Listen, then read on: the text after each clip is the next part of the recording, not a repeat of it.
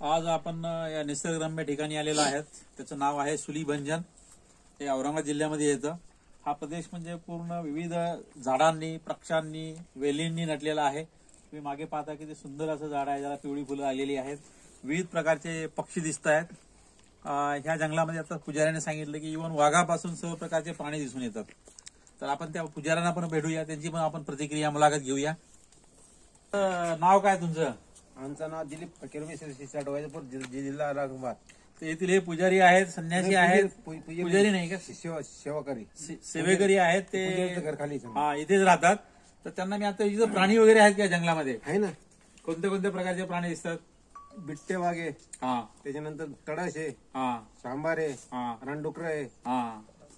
बस असं आहे का? हा. मग या प्राण्यांची तुम्हाला भीती वगैरे वाटत नाही का? आम्हाला काय वाटत नाही भीती. काही नाही का? नाही. मग संध्याकाळी तुम्ही वरती ते फक्त जनावर खात्या. असं आहे का? माणसाला काही करत नाही. माणसाला काही करत? माणसाला जर दर्शन घेतलं हा हा, माग तर त्याच्याकडे पाठ करून जायचं नाही. असं आहे का? त्याच्याकडे पाठ केलं पंजे म्हणून आणतं. अरे वा, म्हणजे घाबरायचं नाही त्याला. आम्ही घाबरत नाही. बरं बरं बरं बरं. कारण आमच्याकडे तिरमुशेला तेच आहे सगळं, पुरे जंगल आहे. हा ना, बरोबर आहे, बरोबर. तिकडे आम्हाला तेच आमच्याकडे जास्त कोळीचे घर आहे हा, बरोबर बरोबर. म्हणून आम्हाला काय वाटत नाही. हा हा हा. इथं मोर वगैरे आहेत का या जंगलामध्ये?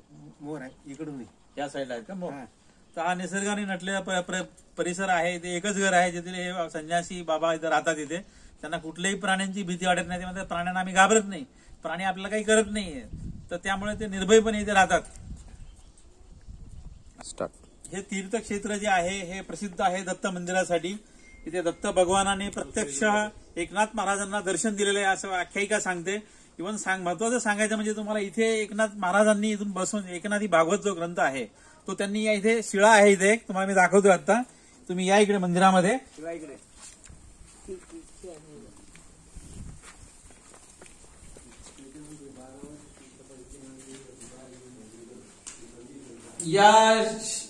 सुरू करू.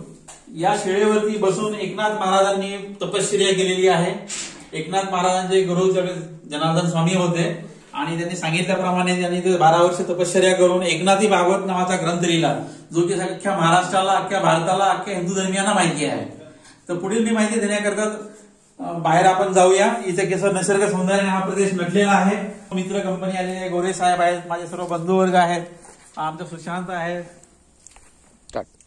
आता इथे संजीवनी शिला नावाची शिला आहे, ज्याच्यामध्ये की सप्तसुरांची निर्मिती होते. आपण वेगवेगळ्या ठिकाणी वाजवलं की वेगवेगळे आवाज येत आहेत. तुम्ही पाहता इथे प्रत्येक ठिकाणी वेगळा आवाज येतोय. तर सप्तसुरांची निर्मिती होते एका दगडामध्ये. किती ही भगवंताची अजब लीला आहे. तर तुम्ही पाहू शकता.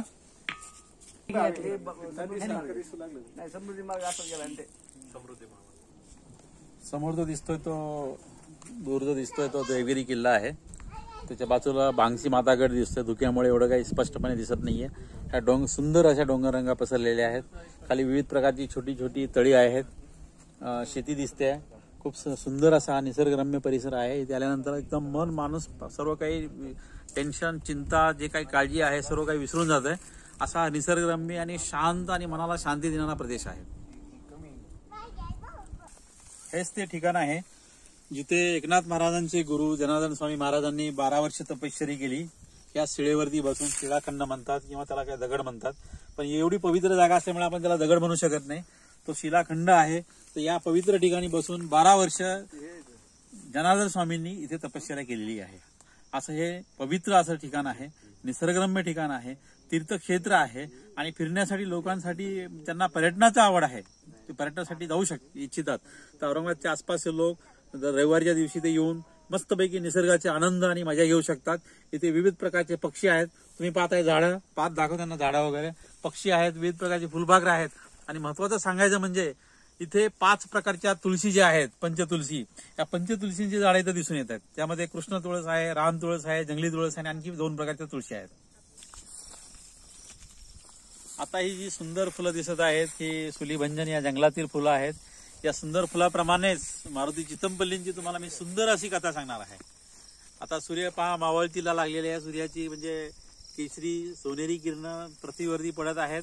आणि महत्वाचं सांगायचं आनंदाची गोष्ट म्हणजे 6 नोव्हेंबरलाच अशी घोषणा झाली की महाराष्ट्र पक्षी मित्र संमेलन हे 34वे जे होत आहे सोलापूरमध्ये, त्यामध्ये आपले पक्षीमित्र मारुती चितमपल्ली, श्रीयुत मारुती चितमपल्ली यांना जीवन गौरव पुरस्काराने सन्मानित करण्यात येणार आहे.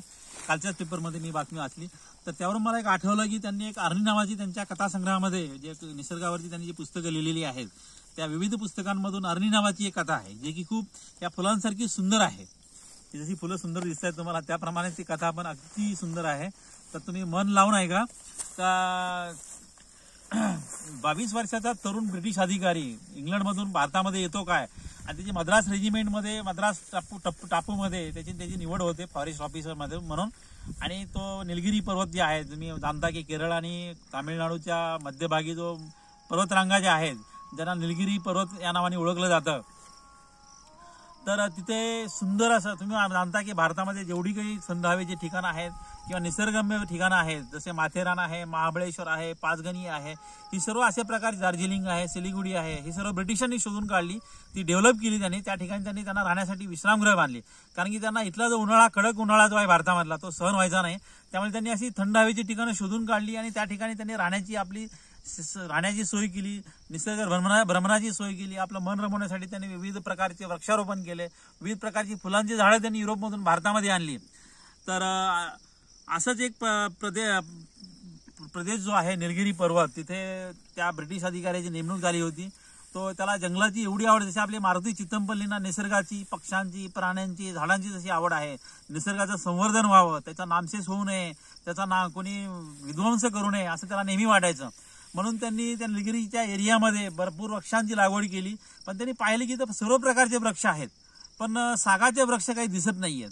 म्हणून त्यांनी सागाचे वृक्ष, जर पावसाळ्यामध्ये तो मे मध्ये, जून मध्ये सागांचे झाडांचे रोपं आणायला जातो हैदराबाद वगैरे साईडवरून, आणि इथे लावण्याचा त्यांनी प्रयत्न केला. प्रत्येक वर्षी झाडं यायची आणि कमरे इतकी वाढली की नंतर पावसाळा संपला की हिवाळ्यामध्ये हत्तींचे कळपच्या कळप, रानटी हत्तींचे कळप यायचे, आणि ते हत्तींचे कळप त्या सागांच्या झाडांना उचकटून टाकायचे आणि नासधूस करून निघून जायचे. तर अशा प्रकारे तो परेशान झाला की आता करायचं काय, मला तर वृक्षारोपण करायचं आहे, साग त्या जंगलामध्ये आलाच पाहिजे निलगिरी याच्या हाईट्सवरती, आणि करायचं काय. तर त्याला एक वनाधिकाऱ्याने सांगितलं, त्याला वनाविषयी किंवा प्राण्यांविषयी त्याला माहिती होती की उंट जो आहे, उंट प्राणी, तर उंटाला हत्ती खूप घाबरतात, कारण तो उंच आणि विचित्र असा दिसणारा प्राणी आहे. तर त्यामुळे हत्ती खूप घाबरतात आणि पळून जातात. मग त्यांनी काय केलं, हैदराबादला त्यावेळेस निजामाचं सरकार होतं, निजाम सरकारकडून त्यांनी मागणी केली की आम्हाला काही पैशांच्या मोबदल्यामध्ये काही उंट देण्यात यावेत. तो काही उंटांना घेऊन तो इकडे निलगिरी पर्वतावरती आला. मग त्यावर्षी त्यांनी सागाचे रोपं त्यांनी लागवड केली त्याची, आणि सागाचे रोपं लावल्यानंतर त्यांनी पाहिलं की जेव्हा काही हत्ती येण्याचे दिवस असतात हिवाळ्यामध्ये, दिवाळीच्या काळामध्ये, त्या काळामध्ये तो उंटांना घेऊन तो फिरवायचा आदिवासी लोकांना. अशी ही कथा आहे. तर महत्वाचं सांगायचं म्हणजे अरणी या कथेचं नाव याच्यावरून आहे की त्या अरण्यामध्ये जे जंगलामध्ये राहणारे लोक होते, आदिवासी लोक होते, त्यांना हे ब्रिटिश अधिकाऱ्याविषयी खूप कुतूहल वाटायचं की हा ब्रिटिश एवढा रूपवान, सुंदर असा, गोरा असा अधिकारी कोण आहे. त्याला पाहण्यासाठी उत्सुकतेपोटी सर्व आदिवासी त्या बंगल्याभोवती जमा व्हायचे. एक बंगला होता जंगलामध्ये बांधलेला विश्रामगृह, म्हणजे वनपालांसाठी वगैरे जे बांधलेलं असतं फॉरेस्ट ऑफिसरसाठी, असे विश्रामगृह होतं. खूप सुंदर असा बंगला बांधलेला होता, कौलारूंनी वरती साकारलेलं होतं ते. तर त्या ठिकाणी तो रॉबर्टला, त्याला एवढी आवड होती निसर्गाची, तो तिथेच राहायचा आणि त्यांनी वृक्षारोपणाचा कार्यक्रम हाती घेतला होता मोठ्या प्रमाणामध्ये. तर तिथे राहत असताना जंगलातले आदिवासी त्याला पाहायला जातात. त्यामध्ये सुंदर अशी रूपवान, तारुण्यात पदार्पण केलेली, जशी ही फुलं सुंदर आहेत तशीच एकदम रूपवान, सुंदर, कुरळे काळे भोर केस असणारी, माशासारखे डोळे असणारी, जिला मीनाक्षी म्हणतात, अशी अरणी नावाची एक आदिवासी युवती रोज त्याला पाहायला यायची. मग ती नुकतंच तिने तारुण्यात पदार्पण केलेलं होतं, आणि तिनं पाहिल्यानंतर प्रेमाला काय भाषेची गरज नसते, प्रेमाची भाषा ही बरोबर लोकांना कळते. त्यांना भाषेची अडचण आली नाही. तर तो ब्रिटिश अधिकारी होता, त्याला इंग्लिश यायची, हिला तिची आदिवासी भाषा यायची. मग हळूहळू त्यांचं रोज येणं जाणं वाढल्यामुळे त्या दोघांचं प्रेम जुळलं, आदिवासी लोक पाहायला यायचे. मग हळूहळू तो आदिवासी भाषा शिकला. मग तिथल्या आदिवासी लोकांना तो कामाला लावायचा, झाडं लावण्यासाठी, वृक्षांचं संगोपन करण्यासाठी, संरक्षण करण्यासाठी. अशा प्रकारे त्याचे खूप चांगले असे दिवस चालले होते. मग असं करत करत करत करत एवढं प्रेम वाढलं की त्यांनी मग शेवटी आदिवासी लोकांनी त्या अरणीचं त्याच्याबरोबर लग्न लावून दिलं. तर अशी ही कथा आहे. मग त्यानंतर आदिवासी लोक त्यांची जी गुपितं असतात, त्यांना जी माहिती असते, वृक्षांविषयी जी माहिती असते, पक्ष्यांविषयी माहिती असते किंवा प्राण्यांविषयी माहिती असते, बऱ्याचशा औषधी वनस्पतींविषयी त्यांना माहिती असते.